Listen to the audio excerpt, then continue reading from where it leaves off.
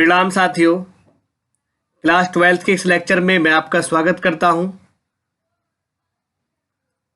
यह अवकलन का पहला लेक्चर है।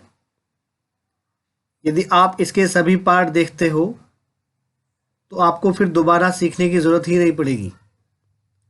चलिए तो शुरू करते हैं। सबसे पहले हम सीखना चाहते हैं कि अवकलन क्या होता है। अगर कोई आपसे पूछे कि अवकलन क्या होता है तो आप कैसे समझाएंगे कि अवकलन क्या है। तो किसी राशि के परिवर्तन की दर दूसरी राशि के परिवर्तन की दर के सापेक्ष को अवकल गुणांक कहते हैं और इस प्रक्रिया को अवकलन कहा जाता है।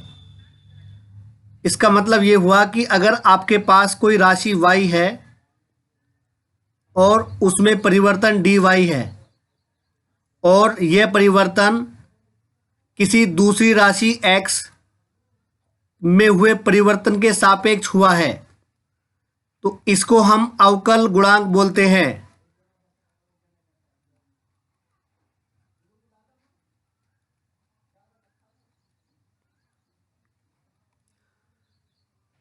इसके बाद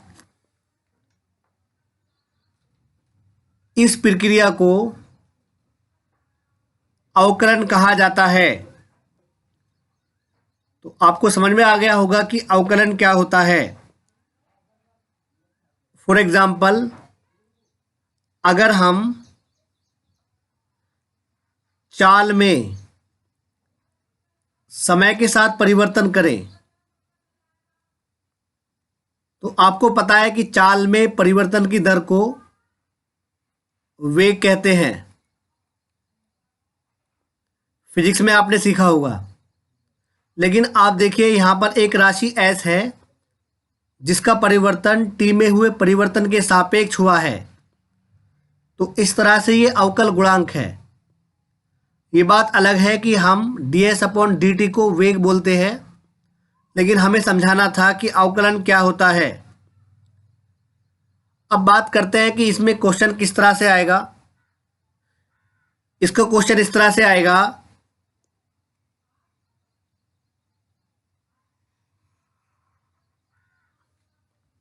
जैसे क्वेश्चन है x⁵ का x के सापेक्ष अवकलन ज्ञात कीजिए।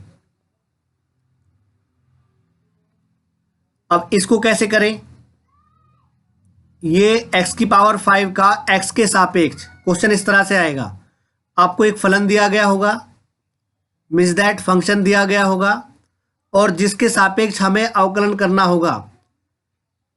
जैसे अगर हम बात करें dy/dx की, जो भी हमने पीछे डिस्कस किया है, इसका मतलब होता है कि y का x के सापेक्ष अवकलन। जिसका हमें अवकलन करना होता है वो ऊपर वाले d के साथ आता है और जिसके सापेक्ष करना होता है वो नीचे वाले d के साथ आता है। तो ये क्लियर हो गया होगा। इसके बाद अब इस क्वेश्चन को कैसे सोल्व करें। क्वेश्चन तो इजी है, आप आसानी से कर सकते हो। जैसे 5x⁴ आएगा और वैसे भी आपको पता है कि अगर हम फॉर्मूले की बात करें, जैसे d/dx x⁴n, ये जो x⁵ है ये x⁴n के रूप का है।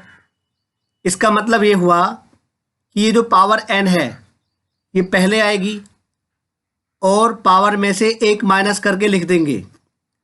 तो इस तरह से x⁴n के रूप के फलन का अवकलन हो जाता है। अब जैसे ये हमारे पास क्वेश्चन है x⁵। क्वेश्चन तो इजी है, जैसे 5x⁴ आएगा, लेकिन लिखने का क्या तरीका होना चाहिए ये हमें सीखना है। जैसे अगर हम बात करें, सबसे पहले हम लिखेंगे लेट या फिर माना y = x⁵। फिर हम लिखेंगे x के सापेक्ष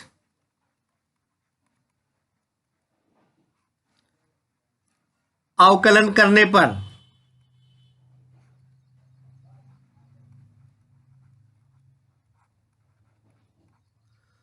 तो आपको पता होना चाहिए कि y का x के सापेक्ष अवकल गुणांक dy एंड अपॉन dx होता है। और अब हमें x की पावर 5 का डिफरेंशियल करना है, तो या तो आप पहले इसको ऐसे लिखिए D upon D x, x की पावर 5। अब इसमें पावर पहले आ जाएगी, जब हम अवकलन का ऑपरेटर लगाते हैं तो उस स्टेप में हम अवकलन नहीं करते, अगली स्टेप में अवकलन होता है। तो 5x की पावर और 5 में से 1 जाएगा 4, तो ये इसका रिक्वायर्ड आंसर है। तो आपने सीखा कि हमारा राइटिंग स्किल किस तरह से होना चाहिए। उम्मीद करते हैं कि ये आपको समझ में आया होगा। इसके बाद अवकलन के कुछ महत्वपूर्ण फॉर्मूले देखेंगे जो हम लोग यूज़ करेंगे। ये तो हमने यूज़ कर लिया है। अगर कहीं पर भी हमें x का अवकलन करना होता है तो 1 आएगा, और जब हमें 1 अपॉन एक्स की पावर n का करना होगा तो -n एंड अपॉन एक्स की पावर n प्लस n। अगर बात करें इस पर क्वेश्चन किस तरह से आएगा, अब मैं पूरा क्वेश्चन नहीं लिखूंगा, केवल फंक्शन लिखा जाएगा। क्वेश्चन इस तरह से कि अब हमें 1 अपॉन एक्स की पावर 5 का डिफरेंशियल करना है। तो सबसे पहले लिखेंगे आप माना y बराबर 1 upon x to the power 5। फिर हम लिखते हैं x के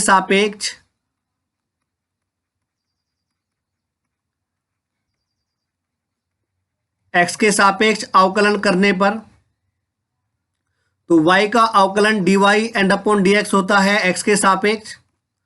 अब इस फॉर्मूले के अकॉर्डिंग देखिए, देखो यहां पर n है, इट मीन्स ये जो यहां पर n है, n की वैल्यू 5 है। अब आगे देखिए -n अपॉन एक्स की पावर n प्लस 1 करना है, तो इसका मतलब ये हो गया -n, मतलब n की वैल्यू 5 है तो 5 अपॉन n अपॉन एक्स की पावर n प्लस 1 है तो 5 प्लस 1 6 हो जाएगा। ये रिक्वायर्ड आंसर है। तो ये आपको समझ में आ गया होगा।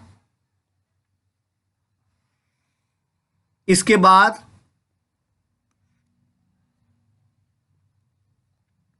अगर हम बात करें 1 upon x to the power 4, इसका हमें अवकलन करना है, तो किस तरह से करेंगे सोचिए।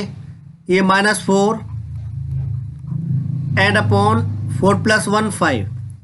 अगर सपोज हमें 1 upon x to the power 3 का करना है तो -3 and upon x to the power 3 plus 1 4।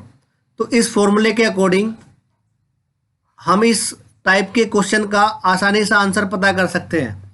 जैसे 1 upon x to the power 7 का -7 अपॉन एक्स की घात 8, या 1 बटे एक्स की घात 9 का -9 बटे एक्स की घात 10, इस तरह से।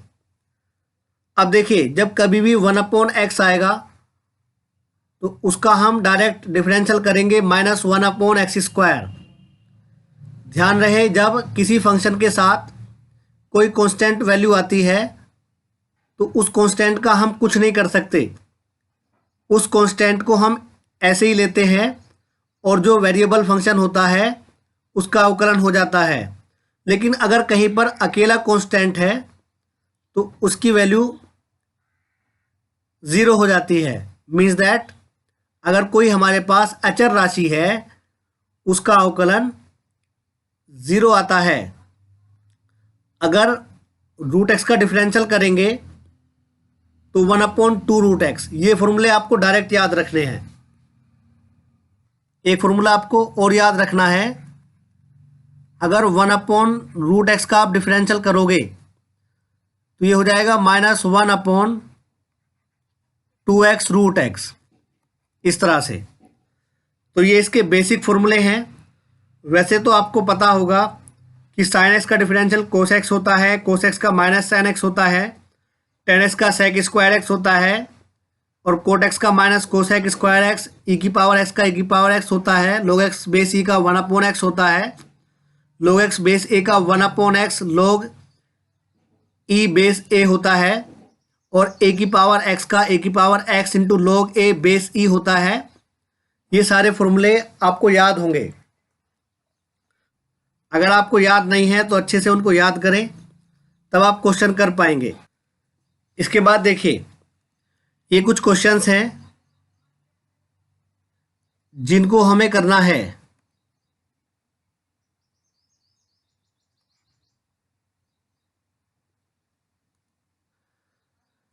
जैसे फर्स्ट क्वेश्चन है, अब तक जो हमने अवकलन किया है, हमने क्या है, जो सिंगल फंक्शन हमारे पास था, लेकिन अब देखिए, अब इस फंक्शन में, इस फलन में 3 पद आ गए हैं, 1, 2 और 3, जबकि जो इससे पहले हमने अवकलन किए हैं उसमें केवल 1 पद होता था। तो अब ये जो टाइप बना, ये इस टाइप का बना कि जहां पर अलग अलग पदों में हमें अवकलन करना होगा। इसका कैसे करते हैं, ये तो आप लिखोगे x के सापेक्ष अवकलन करने पर y का dy एंड अपॉन dx होता है fx का f dash x plus minus g dash x। इस तरह से जब अलग अलग पद होते हैं तो उनका अलग अलग डिफरेंशियल हो जाता है। उम्मीद करते हैं कि ये आपको समझ में आ गया होगा। इसके बाद जो हमारे पास फर्स्ट क्वेश्चन है, इसको देखिए। सबसे पहले हम लिखते हैं let y is equal to ax square n plus B X N plus C है। अब हम लिखेंगे x के सापेक्ष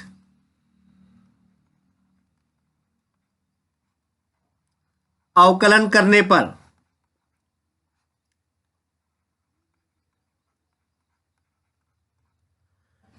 तो ये हो जाएगा y का dy एंड अपॉन dx। और देखिए, एक कांस्टेंट वैल्यू है। जो अचर राशियां होती हैं उन्हें हम स्मॉल a, b और c से डिनोट करते हैं, और जो वेरिएबल मतलब चर राशियां होती हैं उनको हम स्मॉल x, y और z से डिनोट करते हैं। अब जैसे a तो हमारे पास ऐसे ही रहेगा क्योंकि ये कांस्टेंट वैल्यू है। जब हम x स्क्वायर का डिफरेंशियल करेंगे तो ये हो जाएगा 2x n प्लस, अब देखिए bx है तो b कांस्टेंट वैल्यू है वेरिएबल के साथ, इसको हम ऐसे ही लिखेंगे। लेकिन जब हम x का डिफरेंशियल करेंगे तो 1 आएगा। और देखिए c के साथ कोई भी वेरिएबल नहीं है। जब कांस्टेंट अकेला होता है तो उसका डायरेक्टली डिफरेंशियल 0 हो जाता है। तो इस तरह से इसका आंसर है 2ax n प्लस बी। ये रिक्वायर्ड आंसर है। ये आपको समझ में आया होगा। अब अगर हम क्वेश्चन नंबर सेकंड की बात करें, क्वेश्चन नंबर सेकंड में सबसे पहले हमें लेट करना होगा, या माना लिखेंगे आप, let y is equal to 2x plus 3 and 3x minus 1। अब आप सोचेंगे यहां पर तो किसी का भी डिफरेंशियल नहीं दिख रहा है। आप ऐसे नहीं कर सकते कि यहां पर x का 1 हो गया, यहां पर भी x का 1 हो गया। सबसे पहले आप इनको अलग अलग पदों में परिवर्तित करेंगे। जैसे y इज इक्वल टू, गुणा करनी तो आपको आती होगी, जैसे 2x की 3x में करेंगे तो 6x square plus minus minus, जब 2x की गुणा 1 में करेंगे तो 2x आएगा। अब 3 की गुणा दोनों में होनी है, 3x और 1 में। जब 3 की मल्टीप्लाई 3x में करेंगे, 3 3 ज़ा 9, 9x प्लस माइनस माइनस और 3 एकन 3। तो अब आप यहाँ पर देखिए y इज इक्वल टू, यह आएगा 6x² और 9 में से 2 जाएगा, प्लस के 9 है, तो ये हो जाएगा 7x और -3। अब हमें x के सापेक्ष अवकलन करना है। यहां पर लिखेंगे x के सापेक्ष अवकलन करने पर ये हो जाएगा y का dy एंड अपॉन dx। अब 6 तो कांस्टेंट वैल्यू है, जब आप x² का करेंगे तो ये आएगा 2x। 7 कांस्टेंट वैल्यू है, x का करेंगे तो 1 आएगा। अब देखिए इस 3 के साथ कोई भी वेरिएबल नहीं है, तो इट मीन्स इसका 0 हो जाएगा। तो इसका रिक्वायर्ड आंसर है 6 2 ज़ा 12 and +7। This is the required answer for this question. उम्मीद करते हैं कि ये भी आपको समझ में आ गया होगा। अब अगर हम बात करें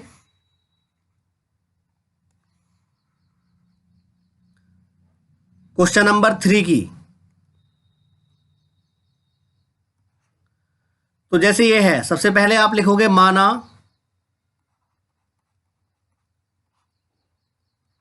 y is equal to ax की घात m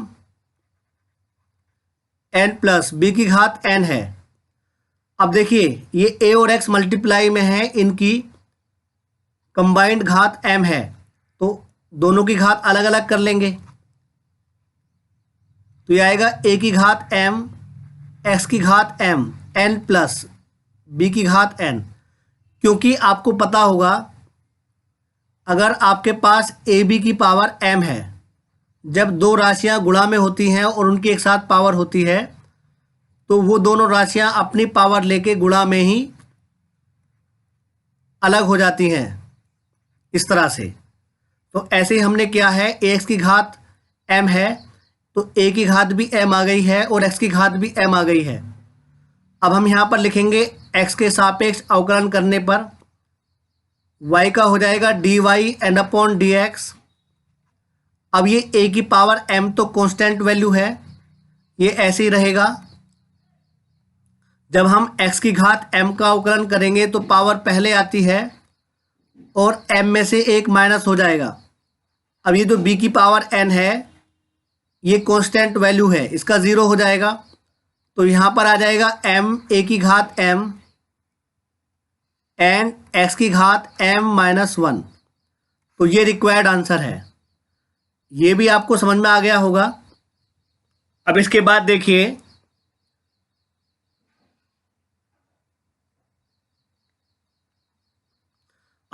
देखिए इस क्वेश्चन को। ये क्वेश्चन बहुत इजी है, लेकिन ये जो साइन एक्स है, कोस एक्स है, इसमें हमने फॉर्मूले नहीं लिखे हैं। ओरली आपको ये फॉर्मूले बताए गए हैं और ये आपको याद भी होंगे। और अगर आपको ये फॉर्मूले याद नहीं हैं तो आप हमें इन्फॉर्म करें, आपको इन फॉर्मूले की पीडीएफ फाइल प्रोवाइड करा दी जाएगी।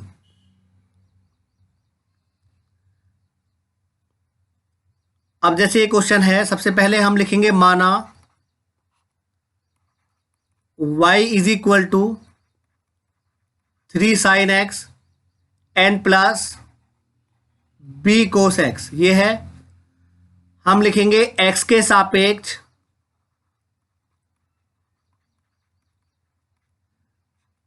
सापेक्ष अवकलन करने पर ये हो जाएगा y का dy एंड अपॉन dx। 3 ऐसे ही रहेगा, साइन x का हो जाएगा कोस x। अब ये जो हमारे पास b है, ये कांस्टेंट वैल्यू है, इसको हम ऐसे ही रखेंगे।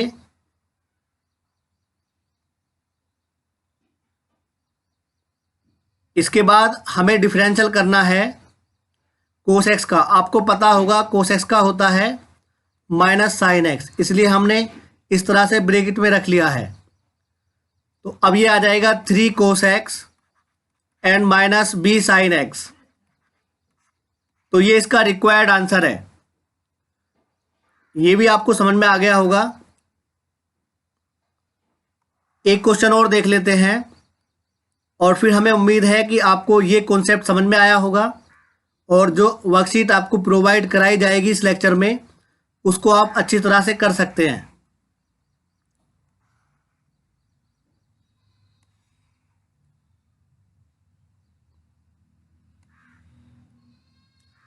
अब इसका लास्ट क्वेश्चन है। सबसे पहले आप लिखेंगे माना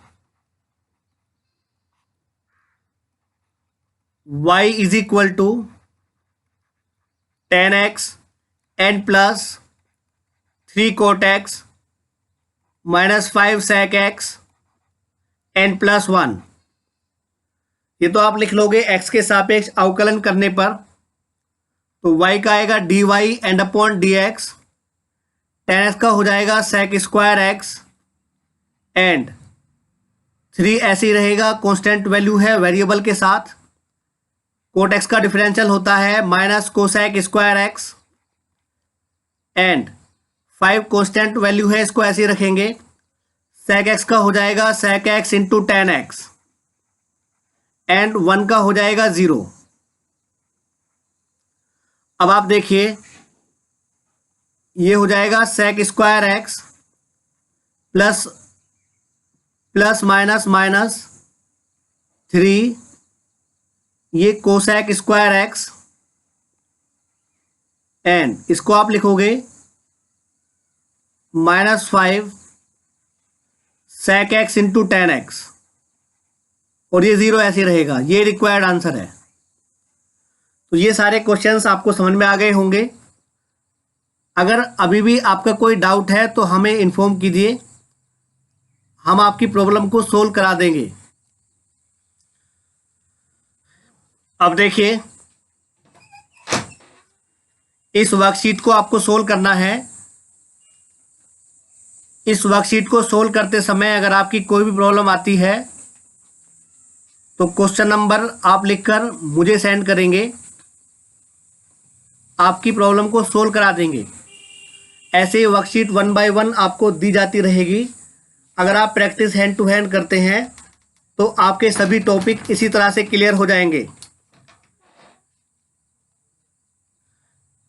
थैंक्स फॉर वॉचिंग। अगर आपकी कोई भी प्रॉब्लम है तो आप हमें इस व्हाट्सएप नंबर पर सेंड करेंगे 9756091615। आपकी प्रॉब्लम को बहुत जल्दी सोल्व कराने की कोशिश करेंगे। Okay bye.